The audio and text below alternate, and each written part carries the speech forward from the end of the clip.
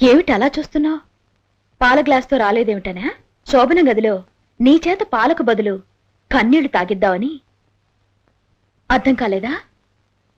నా పంతో నెగ్గించుకోవడానికే నేను నిన్ను చేసుకున్నాను. ఏదోసారి ఫేస్ టర్నింగ్ ఇచ్చుకో.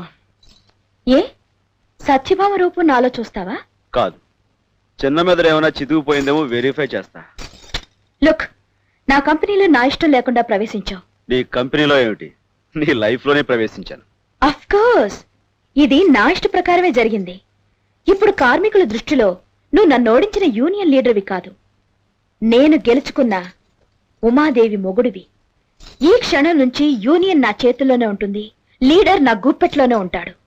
ఇంటి బయట ఉమాదేవి మొగుడుగా, ఇంటి లోపల ఉమాదేవి ఇంటి పనులు చూసేవాడిగా ఈ రోజు నుంచి తమరు ద్విపాత్రాభినయం చెయ్యాలి. ఏ కార్మికులు నిన్ను అన్న, తమ్ముడు, గురు, దోస్త్ అని పిలిచారో వాళ్లే రేపటి నుంచి నిన్ను సార్ అని పిలుస్తారు.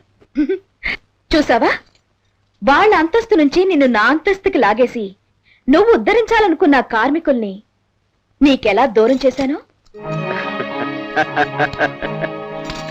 ఏం చెయ్యాలో తోచక నవ్వుతున్నావా? నవ్వు.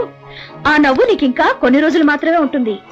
అందమైన పెళ్ళాన్ని పక్కలో పెట్టుకుని కూడా ముట్టుకోవడానికి వీల్లేక గడ్డాలు పెంచుకుని పిచ్చివాడ్లా పార్టీ వెంట నువ్వు తిరుగుతుంటే. శభాష్, నా చిటికిన వేరంత లేదు నీ చిన్న మెదడు. ఎన్ని ఆలోచనలు చేశావే. ఏ నన్ను ఏమి అంటావా? పెళ్ళానివి కదే. ఆ? నువ్వు అన్నట్టుగా ద్విపాత్రాభినయం కాదు, తల్లిని సంతోషపెట్టే కొడుగ్గా, కార్మికుల కష్టాలు కన్నీళ్లు తుడిచే యూనియన్ లీడర్గా, అహంకారపు పెళ్ళానికి అర్ధాంగి అర్థం తెలిసొచ్చేలా చేసే ఘరానా మొగుడిగా త్రిపాత్రాభినయం చేస్తాను. అగా నువ్వు చెప్పింది నేను విన్నప్పుడు నేను చెప్పేది పూర్తిగా వినాలిగా. ఇంకేమన్నావు?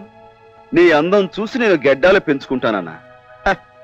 ఈ గడపలోనే కాదు, నువ్వు పూర్తిగా చీర ఊడదీసుకుని నా ఎదురుగా నుంచున్న చిరునవ్వుతో నిగ్రహించుకోగల కెపాసిటీ ఉన్నవాడిని. నన్ను ఉమాదేవి మొగుడు అంటారు, లేక నిన్ను లీడర్ రాజు పెళ్ళం అంటారో తేలుస్తా. ఇంపాసిబుల్. ఇంపాసిబులా? ఇస్త్రాకులు కట్ట. ఏదోసారి ఫేస్ రైట్ టర్నింగ్ ఇచ్చుకో, లెఫ్ట్ పగిలిపోద్ది. జాగ్రత్త.